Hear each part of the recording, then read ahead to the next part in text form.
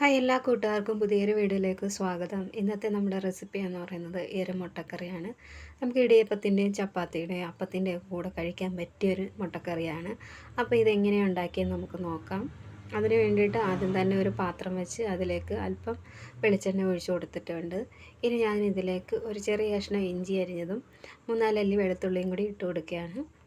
കൂടെ തന്നെ ഒരു 3 പച്ചമുളക് ഇട്ട് കൊടുത്തിട്ടുണ്ട്.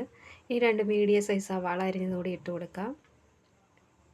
ഇനി ഇതിലേക്ക് ഒരു പിടി മല്ലിയില കൂടി ഇട്ട് കൊടുക്കുന്നുണ്ട്. ഇനി ഇതൊന്ന് ചെറിയ തീയിൽ നമുക്കിതൊന്ന് വഴറ്റിയെടുക്കാം. സവാള ഒന്ന് വഴണ്ട് ചെറിയൊരു ചുവപ്പ് കളർ ആകുമ്പോഴത്തേക്ക് നമുക്ക് തീ ഓഫ് ചെയ്യാം. അപ്പോൾ ഒരുപാട് അങ്ങ് വഴളണ്ട, ചെറുതായിട്ട് കളറ് മാറിയാൽ മതി. അപ്പോൾ ഇതേ നമ്മുടെ സവാളയൊക്കെ വഴറ്റിയെടുത്തിട്ടുണ്ട്. ഇനി നമുക്കിത് തണുത്തതിന് ശേഷം നന്നായിട്ട് അരച്ചെടുക്കണം.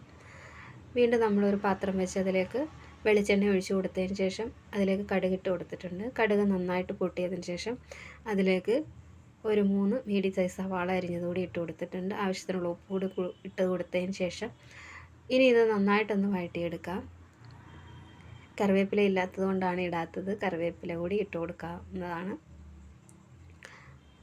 ഇനി ഉള്ളിലേക്ക് നന്നായിട്ടൊന്ന് വഴണ്ടതിന് ശേഷം ഇതിലേക്ക് നമുക്ക് ആവശ്യത്തിനുള്ള പൊടികൾ ചേർത്ത് കൊടുക്കാം. അപ്പോൾ ഞാനിവിടെ ഒരു 1.5 സ്പൂണ് മല്ലിപ്പൊടി, 1/2 ടീസ്പൂണ് ഗരം മസാല, 1/4 ടീസ്പൂണ് മഞ്ഞൾപ്പൊടി ഇത്രയും ഇട്ട് കൊടുത്തിട്ടുണ്ട്. ഇനി പൊടിയൊന്ന് മൂപ്പിച്ചെടുക്കാം.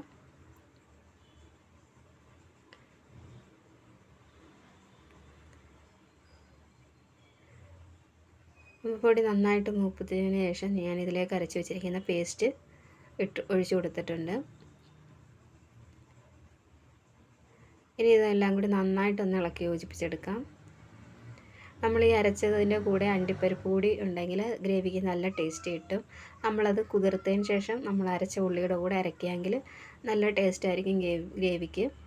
അപ്പോൾ എൻ്റെ അടുത്ത് ഇല്ലാത്തതുകൊണ്ടാണ് ഞാൻ ചേർക്കാത്തത്. അപ്പോൾ അതിലേക്ക് നമ്മൾ അരച്ച് വെച്ചിരുന്ന ജാറിലേക്ക് അല്പം വെള്ളവും കൂടി ഒഴിച്ചു കൊടുത്തതിന് ശേഷം അതിലേക്ക് ഒഴിച്ചു കൊടുത്തിട്ടുണ്ട്.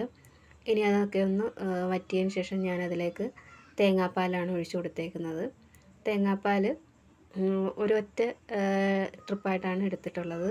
അങ്ങനെ 2ാം പാൽ 1ാം പാൽ അങ്ങനെയില്ല, അല്ലാതെ ഒറ്റ ഇതായിട്ടാണ് പാലെടുത്തിട്ടുള്ളത്. അതിലേക്ക് ഒഴിച്ചു കൊടുത്തതിന് ശേഷം നന്നായിട്ടൊന്ന് തിളച്ച് വരുന്നുണ്ട്.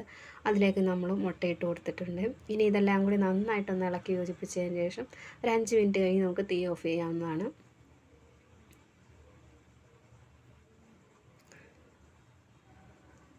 അപ്പോൾ ഇത്രയേ ഉള്ളൂ, നമ്മുടെ സിമ്പിളായിട്ടുള്ള മുട്ടക്കറി റെഡി ആയിട്ടുണ്ട്.